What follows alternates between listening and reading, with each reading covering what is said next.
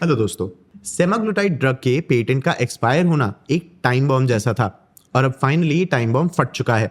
इसके कारण अब एक प्राइस वॉर हो सकता है। कुछ हफ्ते पहले ही नोवो नॉर्डिस्क ने इंडिया में अपने ब्लॉकबस्टर ड्रग के प्राइसेस लगभग 48% कम कर दिए। इंडिया में ओजेम्पिक लगभग 8,800 रुपीज से 11,175 रुपीज पर मंथ पे बिक रहा था, लेकिन अब इसका प्राइस काफी कम हो गया है। इस ड्रग के कुछ वर्जन्स इंडिया में 1,290 रुपीज पर मंथ तक भी बिक रहे हैं। मतलब प्राइसेस एक्चुअली कुछ हफ्तों में ही 90% तक गिर गए हैं। लेकिन नोवो नॉर्डिस्क ने जानबूझ के ये डिसीजन नहीं लिया। उन्हें ये डिसीजन लेने की जरूरत पड़ी। इसका इंडिया में सेमाग्लूटाइड का पेटेंट मार्च 20 को खत्म हो गया था। सेमाग्लूटाइड इनके स्टार ड्रग्स ओजेम्पिक और वेगोवी का एक्टिव मॉलिक्यूल है। इंडियन फार्मा फर्म्स इस दिन का इंतजार कर रहे थे और उन्होंने मार्केट में अपने ड्रग्स कुछ दिन में ही भर दिए। डॉक्टर रेड्डीज ने डे 1 पे लॉन्च किया। इसके बाद मैनकाइंड, जाइडस, नैटको और ग्लेनमार्क ने भी अपने वर्जन्स रिलीज किए। इंडिया ने ये प्लेबुक और भी दूसरे मेडिसिन के साथ फॉलो किया है, चाहे वो कैंसर ड्रग्स हो या एंटीबायोटिक्स।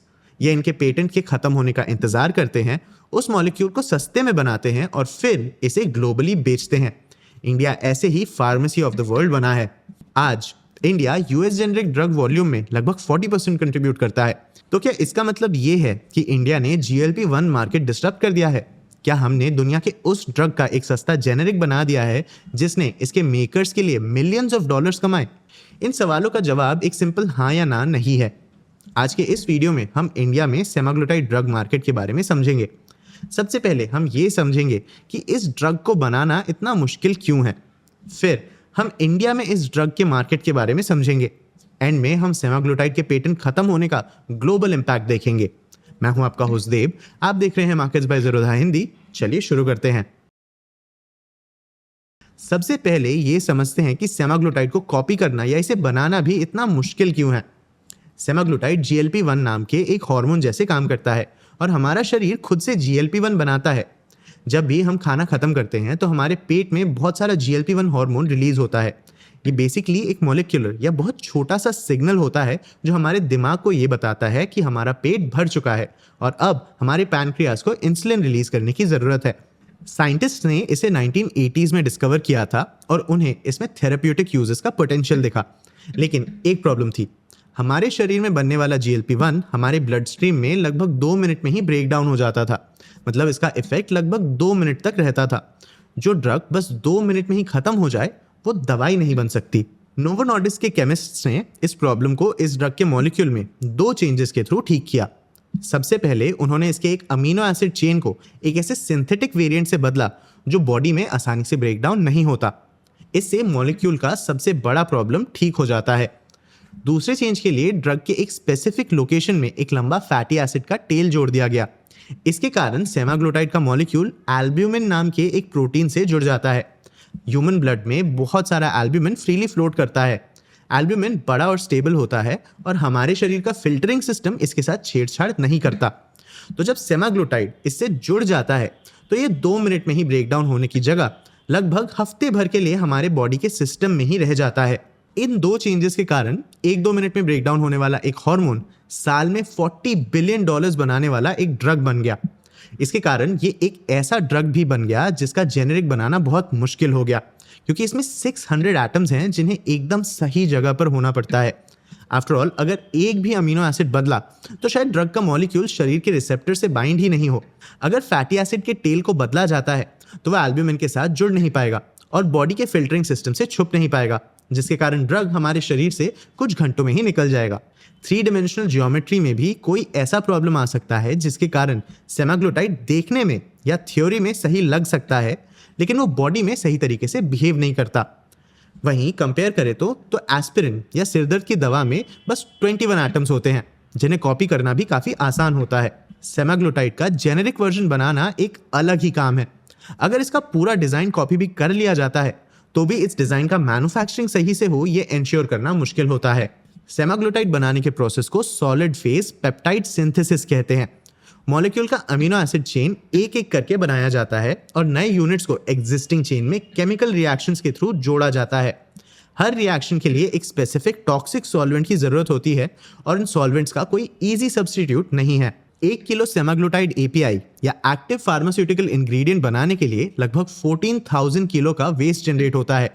वहीं किसी स्टैंडर्ड स्मॉल मॉलिक्यूल जेनेरिक के लिए 1 किलो ड्रग बनाने में बस 300 किलो वेस्ट जनरेट होता है। अमीनो एसिड्स के चेन को जोड़ने के हर स्टेप में एक छोटा फेलियर रेट भी होता है। इवन 99% एफिशिएंसी के साथ भी 31 स्टेप्स में बस लगभग 73% चेन्स ही सही तरीके से बनते हैं, और वो भी थ्योरी में। ये एक्यूरेसी का एक बहुत मुश्किल स्टैंडर्ड है। और तो और रियल लाइफ में सबसे टॉप लेवल के सिंथेसिस में भी लगभग 57% प्योरिटी अचीव होती है। मतलब जो भी बनाया जाता है उसका लगभग आधा प्रोडक्ट प्योर नहीं होता। इन इम्प्योर प्रोडक्ट्स को महंगे प्यूरिफिकेशन प्रोसेसेस के थ्रू फिर अलग भी करना पड़ता है। इसके ऊपर से इस सब के इंफ्रास्ट्रक्चर में synthetic reactors, high pressure purification systems और स्टेराइल फिल फिनिश लाइंस जैसे कॉम्प्लेक्स मशीनरीज और सिस्टम्स हैं।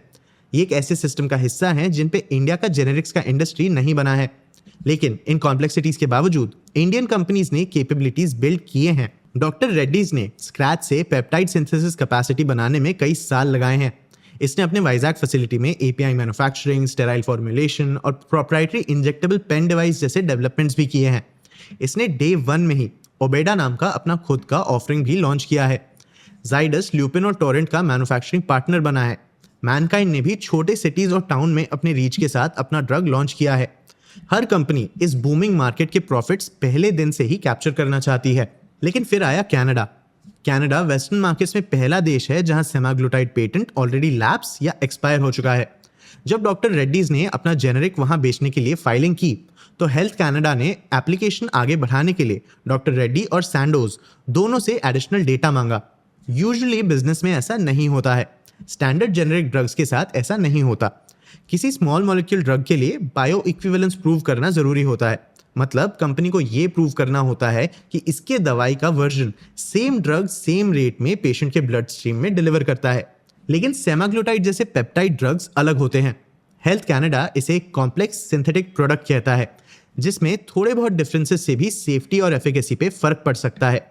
मतलब रेगुलेटर्स को बस ये देखने की जरूरत नहीं है कि मॉलिक्यूल प्रेजेंट हो, बल्कि ये भी देखने की जरूरत है कि इसे बनाने में कौन से चेंजेस किए गए हैं, इसमें इम्प्योरिटी कितना है और इसका 3 डायमेंशनल स्ट्रक्चर पेशेंट्स को कैसे इम्पैक्ट कर सकता है। क्लियरली इंडिया और कनाडा के अप्रूवल्स काफ़ी अलग हैं।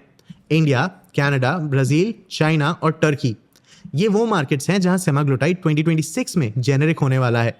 इन सब को मिलाकर देखो तो ये दुनिया की पॉपुलेशन का काफ़ी बड़ा हिस्सा रिप्रेजेंट करते हैं, और डायबिटीज़ और ओबेसिटी का बर्डन भी यहीं सबसे ज़्यादा है। और इन मार्केट्स में ड्रग के प्राइस में डिफ्लेशन ऑलरेडी दिख रहा है। फरवरी में नोवो नॉर्डिस्क ने एनालिस्ट्स को वार्न किया था कि इन पेटेंट एक्सपिरेशंस की वजह से उनका रेवेन्यू इस साल 5 to 13% तक गिर सकता है। लेकिन नोवो नॉर्डिस्क का एक्चुअल रेवेन्यू कुछ ऐसा दिखता है। इंडिया का GLP-1 मार्केट 2024 में सिर्फ लगभग $110 मिलियन का था। कंपेयर करें तो global GLP-1 revenues last year $40 billion से ज़्यादा थे, और ये ऑलमोस्ट पूरा US और यूरोप से आता है, जहां पेशेंट्स या उनके इंश्योरर्स $700 से $1,000 पर मंथ पे करते हैं, और उनके पास कोई सस्ता ऑप्शन नहीं होता। Indian market global GLP-1 revenues का सिर्फ 0.3% है। US में पेटेंट 2032 तक एक्सपायर नहीं होता। मतलब नोवो नॉर्डिस्क के पास उस मार्केट में और 6 साल की एक्सक्लूसिविटी है, जो उनका मेजर रेवेन्यू ड्राइव करता है। और एक और चीज, जब इंडियन कंपनीज सालों से सेमाग्लूटाइड मैन्युफैक्चर करने की कैपेबिलिटी बिल्ड कर रहे थे, तब मार्केट में एक्चुअली कुछ और ही हो रहा था। अमेरिकन फार्मा कंपनी इलाई लिली का ड्रग मोन्जारो, जो टिर्जेपेटाइड नाम के एक मॉलिक्यूल पर बेस्ड है, ऑलरेडी मार्केट में आ चुका था। ये सेमाग्लूटाइड जैसे काम करता है, लेकिन एक रिसेप्टर टारगेट करने की बजाय ये 2 हार्मोन रिसेप्टर्स को एक साथ टारगेट करता है। लेट 2024 के हेड टू हेड ट्रायल में टिर्जेपेटाइड सेमाग्लूटाइड से वेट लॉस आउटकम्स में बेटर प्रूव हुआ। अक्टूबर 2025 तक इंडियन सेमाग्लूटाइड पेटेंट एक्सपायर होने से 5 महीने पहले ही वैल्यू के बेसिस पे मोन्जारो इंडिया का टॉप सेलिंग GLP-1 बन चुका था। इलाई लिली के पास टिर्जेपेटाइड पर लगभग 1 डेकेड का पेटेंट प्रोटेक्शन अभी भी बचा हुआ है। मतलब जेनेरिक्स जब तक कॉमन होते हैं, इनोवेटर्स ऑलरेडी तब तक अगले आइडिया पर शिफ्ट कर चुके होते हैं, और पाइपलाइन भी रुकती नहीं है। नोवो नॉर्डिस्क एक नेक्स्ट जनरेशन मॉलिक्यूल पर काम कर रहा है, जो सेमाग्लूटाइड को एक सेकंड हार्मोन के साथ कंबाइन करता है और अर्ली ट्रायल्स में काफ़ी ज़्यादा वेट लॉस दिखाता है।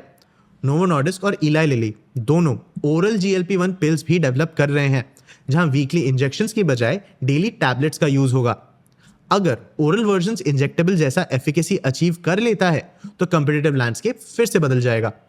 हर नया ड्रग अपना अलग पेटेंट साइकिल भी लेकर आता है जो लगभग और 10 सालों का प्रोटेक्शन देता है। 28 मार्च को इंडिया के 13.5 करोड़ डायबिटीज पेशेंट्स के लिए एक ऐसा ड्रग एक्सेसिबल हुआ जो पहले ब्रांडेड प्राइसेस पे शायद काफी लोग अफोर्ड नहीं कर पा रहे थे। एक रीसेंट स्टडी के हिसाब से सेमाग्लोटाइड थियोरेटिकली सिर्फ $28 पर पेशेंट पर ईयर में मैन्युफैक्चर हो सकता है जब ये स्केल पे आता है। कंपेयर करें तो यूएस में पेशेंट्स अभी भी एनुअली $10,000 से ज्यादा या लगभग 9.3 लाख रुपीस पे कर रहे हैं। आपको क्या लगता है, क्या इंडिया ने GLP-1 मोनोपोली खत्म कर दी है? जेनेरिक्स का एक्चुअल एड्रेसेबल मार्केट कितना बड़ा है? अपने व्यूज हमें कमेंट सेक्शन में जरूर बताना। आगे आप कौन से टॉपिक्स पे वीडियोस देखना चाहते हो ये भी हमें कमेंट सेक्शन में जरूर बताना। अगर ये वीडियो आपको इन्फॉर्मेटिव लगा तो इसे लाइक और शेयर जरूर करना। ऐसे ही और वीडियोस के लिए चैनल को सब्सक्राइब भी कर लेना। आज के लिए इतना ही, मिलते हैं अगले वीडियो में।